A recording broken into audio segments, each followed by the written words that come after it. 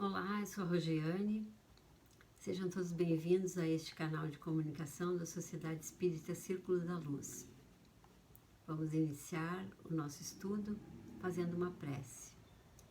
Então vamos elevar o nosso pensamento a Deus, nosso Pai, a Jesus, nosso Mestre, amigo, todos os amigos espirituais que orientam os trabalhos do Círculo da Luz, aos amigos espirituais que acompanham a nossa caminhada, em especial aqueles que nos acompanham no estudo de hoje, que nos auxiliem a abrir a nossa mente, o nosso coração, que possamos aprender um pouco mais e que possamos, no decorrer dos dias, colocar em prática esses ensinamentos baseados nas obras de Jesus. E assim, agradecidos então, nós damos por aberto o estudo de hoje. Que assim seja. Há muito tempo, um professor queria e precisava atravessar o rio da sua cidade, porque na outra margem do rio existiam alunos. Ele era uma pessoa importante, mas naquela época não existiam ainda os motores, e só lhe restava então procurar os serviços de um barqueiro que o conduzisse são e salvo até a outra margem do rio. E o único disponível naquele dia era um homem já idoso, que simpaticamente o convidou a subir para a sua embarcação. E tinha chovido bastante nos dias anteriores e o caudal do rio estava elevado e bastante agitado. E embora esse professor fosse magro, o barqueiro estava a sentir alguma dificuldade em manobrar esse barco, tal era a fúria da corrente. O professor, depois de ter se instalado ali mais comodamente, olhando a paisagem ao redor, na volta do rio, enfim, perguntou para o barqueiro: diga-me uma coisa, você sabe botânica? O barqueiro olhou para o sábio e respondeu: não, senhor, eu não sei que história é essa. Você não sabe botânica? A ciência que estuda as plantas. Ah, que pena, você perdeu parte da sua vida. E o barqueiro continuou remando e o professor perguntando: diga-me uma coisa, você sabe sobre astronomia? Ai, coitado do barqueiro, coçou a cabeça e respondeu: não, senhor, eu não sei do que trata isso, eu nunca fui à escola. A astronomia é a ciência que estuda os astros, o espaço, as estrelas. Ah, que pena, você perdeu parte da sua vida. E assim ele foi perguntando para o barqueiro a respeito de cada ciência, da geografia, da física, da química, e de nada o barqueiro sabia. E o professor sempre terminava com aquela frase: que pena, você perdeu parte da sua vida. E o humilde barqueiro respondia: eu nunca fui à escola, senhor. Desde pequenino eu fui obrigado a trabalhar para o sustento da família. E o professor, orgulhoso do seu saber, respondia: ah, você não conhece o pensamento dos sábios gregos, as magníficas metáforas dos grandes poetas, os mistérios fascinantes do corpo humano? Ah, que pena, você perdeu parte da sua vida. Mas de repente o barco bateu contra uma pedra, rompeu-se e começou a afundar. E o barqueiro perguntou ao sábio: o senhor sabe nadar? Não, não sei. Salve-me, por favor, disse o professor. Não posso. Eu sou um velho e fraco. É impossível. Que pena. O senhor vai perder toda a sua vida. Então, uma pequena história sobre o orgulho e o egoísmo. E é disso que fala para nós o capítulo 7, que tem como título Bem-aventurados os pobres de espírito. Ele tem os seguintes itens: o que é preciso entender por pobres de espírito, que nós vamos ver a seguir, Todo aquele que se eleva será rebaixado, os mistérios ocultos aos sábios e aos prudentes. Nas instruções dos espíritos, o orgulho e a humildade e a missão do homem inteligente na Terra. Então, vou basear a minha explanação mais na questão do orgulho e da humildade. Tá? Então, os pobres de espírito são aquelas pessoas simples que não querem ser o centro das atenções, que não buscam o seu destaque individual. São aqueles que trabalham para a coletividade, são aqueles que demonstram o seu saber quando precisam executar alguma coisa, fazer alguma coisa, e não simplesmente para se exibir, como estava fazendo o nosso professor aí, né? Então, não são os ingênuos, não são os tolos, né? São aqueles que estão confortáveis, vamos dizer assim, na sua condição, na sua condição de limitação humana, de conhecimento. São as pessoas que sabem o seu tamanho, que sabem o tamanho do seu conhecimento, que é limitado, né? Porque nós sabemos muitas coisas, mas tem muitas outras coisas que nós não sabemos, né? Então, o pobre de espírito é esse, é o humilde, né? Aquele que sabe qual é o seu tamanho. E essa humildade, essa palavra humildade, é uma palavra muito usada, mas nem todas as pessoas conseguem entender o seu verdadeiro significado. O termo humildade, ele vem de humus, que é uma palavra de origem latina que quer dizer terra fértil, ou seja, rica em nutrientes, preparada então para receber a semente. Então, a pessoa humilde, ela é assim, ela está sempre disposta a aprender, a deixar brotar aí no solo fértil da sua alma a boa semente, né? A humildade, ela é a mais nobre de todas as virtudes, pois somente ela predispõe o seu portador à sabedoria real, verdadeira. Ela respeita o homem, ela respeita o outro, né? Aquele outro que Jesus nos falou, né? Então, Jesus pôs a humildade na categoria das virtudes que nos aproximam de Deus, né, que aproxima a criatura de Deus, e o orgulho entre os vícios que dele o afastam. Tá? Então, a ignorância e a baixa condição da vida material não exclui a vaidade e o orgulho. Né? Não exclui, então não podemos confundir as coisas. Tá?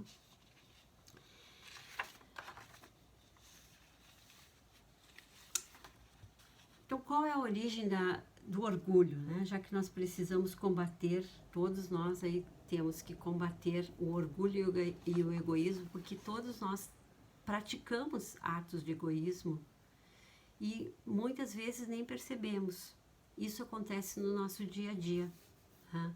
Quando paramos ali em fila dupla, quando vamos buscar o nosso filho na escola, ou vamos pegar o marido na saída do trabalho, enfim, é um ato de egoísmo. Por que nós nos achamos no direito de parar ali em fila dupla? Por que a gente não deu mais uma volta na quadra? Né? Agora também nós vivemos essa época dos aplicativos, nem todos têm a mesma educação no trânsito, os carros param em qualquer lugar, não se dão ao trabalho de, às vezes, deixar o seu carro mais próximo daquele que já está parado na via, né, para não atrapalhar o trânsito. Às vezes dificultam também quando uma pessoa está saindo da sua garagem, não permite que ela entre no trânsito, né? São pequenos atos de egoísmo. Aquele que subiu no elevador conversando com o seu vizinho, quando chega ali no andar, o vizinho desce e ele permanece com a porta aberta e continua a conversa com o vizinho, independente se tem alguém lá embaixo que esteja precisando do elevador. Que mais? Aquele que tem o hábito contumaz de furar a fila, por exemplo, né? É um ato de egoísmo. Então, a maioria de nós pratica algum ato de orgulho ou de egoísmo no dia a dia. Tá? E trouxe uns exemplos aqui além destes já citados, né? Para mostrar a diferença de uma pessoa humilde e de uma pessoa orgulhosa, né?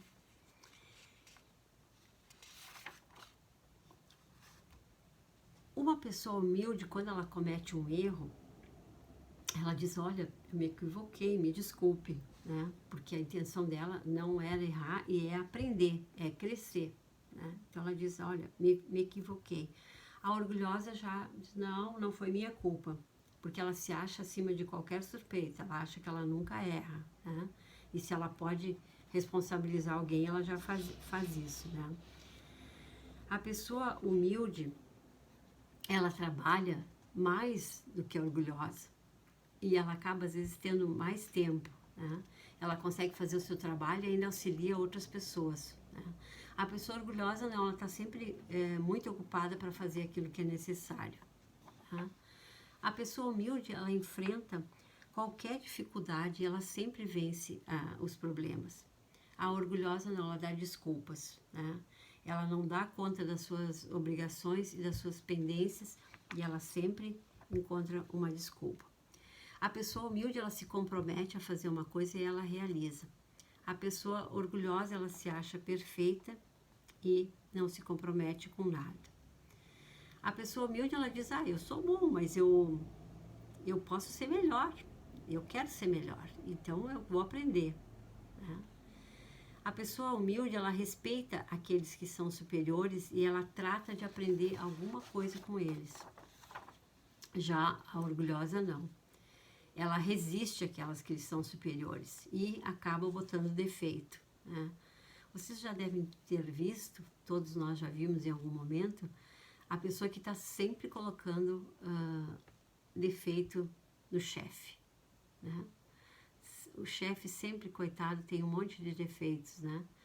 Mas a pessoa não se dá conta que aqueles defeitos tem nela também. Por isso que ela está identificando lá no outro, né? Então, o humilde, ele sempre faz algo a mais além da sua obrigação. O orgulhoso, não. Ele não colabora e sempre diz, eu faço o meu trabalho. Veja que o humilde, ele faz o trabalho dele e ele ainda se oferece para fazer o trabalho do outro, para auxiliar, né? Você precisa de ajuda, né? O orgulhoso não, ele só faz o trabalho dele porque ele diz que ele é pago só para fazer aquilo, tá? A pessoa humilde, ela faz lá alguma coisa e ela diz, mas deve haver uma maneira melhor para fazer isso, né? E eu vou descobrir. E ela vai e ela descobre, né? Já a pessoa orgulhosa, não. Eu sempre fiz assim e não vou mudar meu estilo. Também é uma frase bem conhecida, né? A pessoa humilde, ela compartilha suas experiências com colegas, com amigos, o seu conhecimento. Ela tem prazer de ensinar aquilo que ela sabe. Já o orgulhoso, não. Ele guarda para si porque ele não gosta da concorrência. E isso é uma forma de poder. O conhecimento é uma forma de poder. A pessoa orgulhosa, ela não aceita crítica, porque ela é maravilhosa, ela está certa, ela sabe tudo, então ela não aceita crítica. Já o humilde não, ele está disposto a ouvir, porque ele sabe que na crítica pode ser apontado um ponto que realmente ele precisa melhorar. Então ele retém essas melhores críticas, se aproveita delas para se modificar, para se melhorar, né? Então quem é humilde cresce sempre. Já o orgulhoso não, ele fica ali, estagnado, iludido nessa falsa posição que ele tem de superioridade. O orgulhoso, ele se diz cético por achar que não pode haver nada no universo que ele desconheça. O humilde não, ele reverencia ao Criador todos os dias porque ele sabe que há muitas verdades que ele ainda desconhece. Uma pessoa humilde, ela defende as ideias que ela julga nobres, né? Sem se importar se a ideia é dela ou se é de uma outra pessoa. Ela luta pela ideia que ela julga nobre. Já a pessoa orgulhosa, ela defende sempre as suas ideias. E não porque acredita nelas, mas porque são as suas ideias, tá? Então, com esses exemplos aqui, já dá para a gente perceber a diferença da pessoa humilde e da pessoa orgulhosa. E o orgulho, ele impede a nossa evolução. E a humildade como nos fala aqui no Evangelho, é a chave que abre para nós as portas aí da perfeição. Tá? Então, o contrário da humildade é o orgulho, porque o orgulhoso, ele nega tudo aquilo que a humildade defende, né? No livro Obras Póstumas, tem um item intitulado O Egoísmo e o Orgulho, que eu vou me permitir ler, porque ele é muito claro e diz o seguinte: é bem sabido que a maior parte das misérias da vida tem origem no egoísmo dos homens. Desde que cada um pense em si antes de pensar nos outros e cogita, antes de tudo, de satisfazer seus desejos, cada um naturalmente cuida de proporcionar a si mesmo essa satisfação a todo custo e sacrifica sem escrúpulo os interesses alheios. Assim, nas mais insignificantes coisas como nas maiores, tanto de ordem moral quanto de ordem material. Daí, todos os antagonismos sociais, todas as lutas, todos os conflitos e todas as misérias, visto que cada um só trata de despojar o seu próximo. Então, nos informam os espíritos que o egoísmo, ele se origina do orgulho, que é a exaltação da personalidade, e que leva o homem a considerar-se acima dos outros, o que é contrário à lei de igualdade, da caridade e todas as recomendações aí trazidas por Jesus. E por que nós exaltamos a nossa personalidade? Se todos nós fomos criados simples e ignorantes e nos instruímos nas atribulações da vida, por que nós nos sentimos assim, acima dos outros? Muitas vezes o orgulho, ele está calcado nas posições sociais e materiais, assim como nas possibilidades intelectuais que nós trazemos, né, e nos esquecendo das limitações da vida material, que podemos a cada dia, a cada vida, podemos dizer assim, trocar de posições, porque essa é a didática de educação que Deus determinou para nós, né? Lá na questão 914 do Livro dos Espíritos, diz o seguinte, que à medida que os homens se instruem acerca das coisas espirituais, menor valor dão às coisas materiais. Então, o orgulho e o egoísmo, ele se prende à inferioridade de todos nós. E o Kardec nos coloca que o egoísmo, ele nasce de um sentimento natural, que é um instinto de conservação, né? Um instinto de conservação. Isso tem a ver com o seguinte, que lá no começo da nossa caminhada evolutiva, vamos dizer assim, o homem, na luta pela sobrevivência, ele precisava ainda ser bastante egoísta, né? Ele necessitava ter uma ação até violenta, mas era o que era necessário para a sobrevivência dele, né? Ele precisava caçar, ele precisava, enfim, se proteger de uma outra tribo, sei lá. Então, a forma que ele sabia realizar para se manter vivo era com aquela agressividade, né?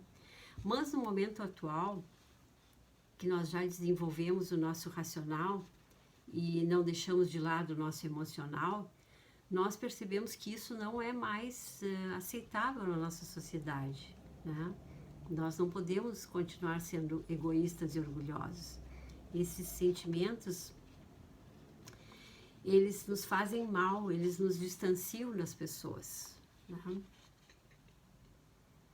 Então, esse instinto de conservação que Kardec fala aqui e diz que nós precisamos daquela agressividade, vamos dizer assim, ela serviu para nós naquele momento evolutivo, né? Então, esses sentimentos não eram maus em si mesmos, né? Mas a exaltação deles é o que torna mal, né? O homem não foi criado egoísta e nem orgulhoso. Deus nos criou simples e ignorantes. Nós é que nos fizemos egoístas e orgulhosos, exagerando então esse instinto que Deus nos outorgou para a nossa conservação, né? Então temos que olhar para isso. E como é que nós podemos combater ou controlar ou eliminar esse orgulho? Tá? O primeiro passo é nos autoconhecendo. Bom, isso parece difícil, né? Ninguém nos ensina a fazer isso. Não ensinaram isso para nós quando nós éramos crianças. Bom, mas agora nós já crescemos um pouco, já aprendemos a ler, podemos estudar, podemos refletir sobre esses ensinamentos e fazer com que isso nos auxilie no autoconhecimento. Então, a cada situação de estresse, vamos dizer assim, que nós possamos olhar para esse sentimento e ver por que nós estamos sofrendo naquele momento. Se uma pessoa foi grosseira conosco e eu estou sentindo raiva, por que eu estou sentindo raiva? Porque eu não consigo pensar que aquela pessoa está com algum problema, com uma dificuldade, não mediu as suas palavras. Por que eu me senti ofendida? O que mexeu em mim? Mexeu com a minha vaidade, mexeu com o meu orgulho. Então, fazer essa análise no dia a dia com o nosso comportamento, os diferentes comportamentos. Como é que nós nos sentimos? Tá? E aí, aos poucos, nós vamos identificando, então, aquelas situações que nós estamos agindo mais egoisticamente, né? Nós temos também que nos dar conta que precisamos compreender quem nós somos, de onde nós viemos e o que nós estamos fazendo aqui. Quando nós buscamos essa compreensão, podemos dizer, o sentimento de importância da nossa personalidade, ele tende a desaparecer, dando abertura então à nossa mente para vermos um pouco mais ao nosso redor, aqueles que nos cercam, né, como irmãos, e não mais como antagonistas, como concorrentes. E quando nós estudamos também a humildade no Evangelho de Jesus e procuramos vivenciar esses ensinamentos neles contidos, nós vamos aos poucos diminuindo também o nosso orgulho. Porque o orgulho, ele nos causa, ele se torna um vício, né? E dele nasce a inveja, o ciúme. E quando os vícios do orgulho se instalam no coração do homem, a vida torna-se um constante tormento. E o orgulho passa a fazer mal à nossa saúde. Então nós precisamos urgentemente deixar o egoísmo e o orgulho e amar ao próximo como a si mesmo, como Jesus nos ensinou. Tem um artigo na revista Reformador de maio de 1996 que trata sobre a humildade. É uma reflexão de Hinaldo Lacerda Lima. E ele diz o seguinte: quais as virtudes que a humildade verdadeira nos incita a desenvolver, praticando-as? Relacionemos então algumas ideias. Respeitar a pessoa do outro por mais antipática que ela nos pareça. Aceitar o outro tal como ele se nos afigure, tolerando-o como Deus a todos nos tolera. Desenvolver a capacidade de lidar com os sentimentos do outro, mesmo que não sejam desagradáveis. Praticar a afabilidade e a benevolência para com todos. Ser tolerante sempre, ainda que isso nos custe dissabores. Desenvolver o hábito da oração por aqueles que porventura nos persigam e prejudiquem. perdoar sempre injúrias, ofensas, calúnias, etc. Esquecer ingratidões, mesmo daqueles a quem mais tenhamos servido. Praticar a paciência e a perseverança na fé. E por último, trabalhar persistentemente para o bem, para que o bem sempre sobrepuje o mal. Então vejam que aqui temos várias dicas, né, do que nós podemos fazer para desenvolver aí a nossa humildade que o capítulo nos fala hoje, né? A principal finalidade da encarnação é a evolução espiritual.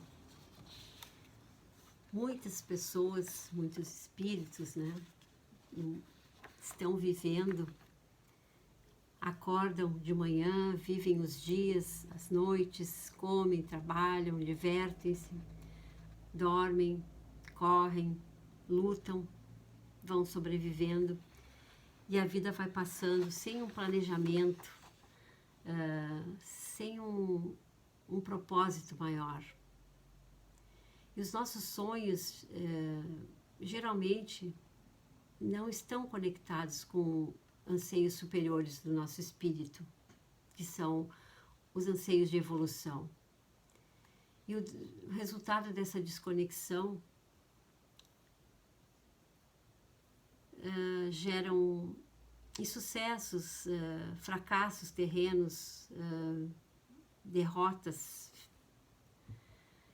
Não temos um orientador interno, não damos atenção para o nosso orientador interno, que é a nossa consciência, que saberia nos guiar. Mas como acessar esse guia interior se a maior parte das pessoas acredita que ele está fora de si? Nos centros, nos cultos, nos livros, no céu, né? O que é viver para a evolução do espírito?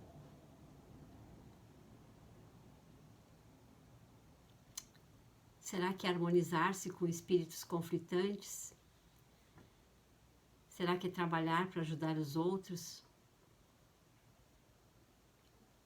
O que estamos fazendo para melhorarmos espiritualmente? Como é que estamos cuidando aqui do nosso corpo? O nosso corpo está funcionando bem?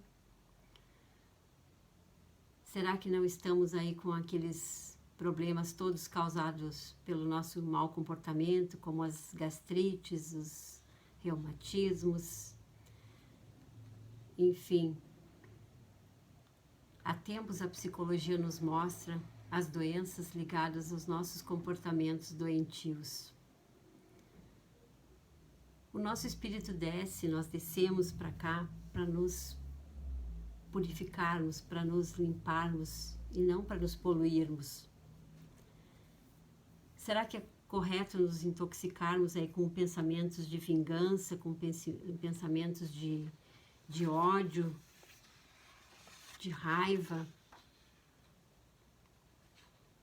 A medicina tem evoluído, o ser humano tem desencarnado cada vez mais tarde e isso vai ampliar ainda mais.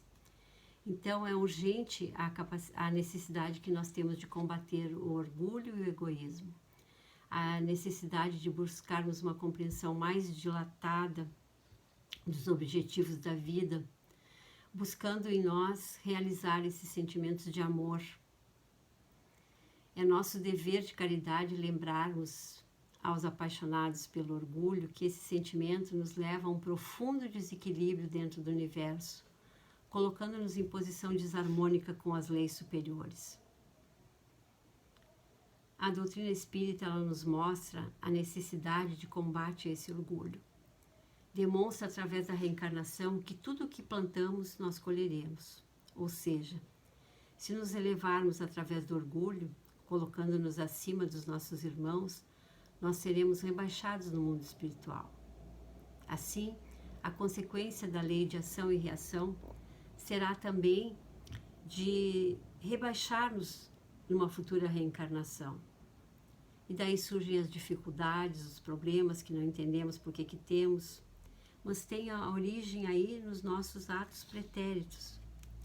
Se ao contrário nós nos posicionarmos de forma humilde perante a vida e perante os nossos irmãos, nós seremos grandes no mundo espiritual e numa próxima reencarnação não existirá o sofrimento. Então, esforcemo-nos para sermos melhores. As transformações são necessárias.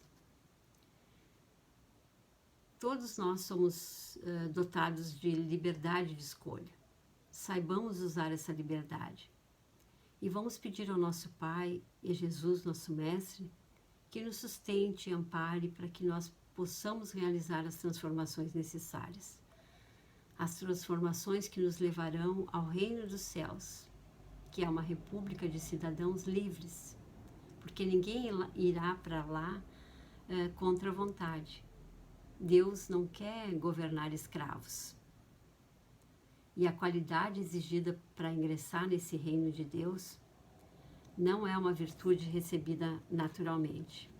Não é produto da hereditariedade ou do ambiente. É uma escolha. Então, que nós saibamos fazer a escolha certa. Transformar os nossos comportamentos orgulhosos e egoístas em humildade.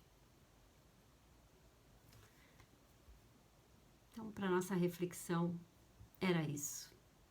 Agradeço a atenção de todos, agradecemos ao Pai, aos amigos espirituais que nos acompanharam e que possamos refletir sobre o que foi trazido hoje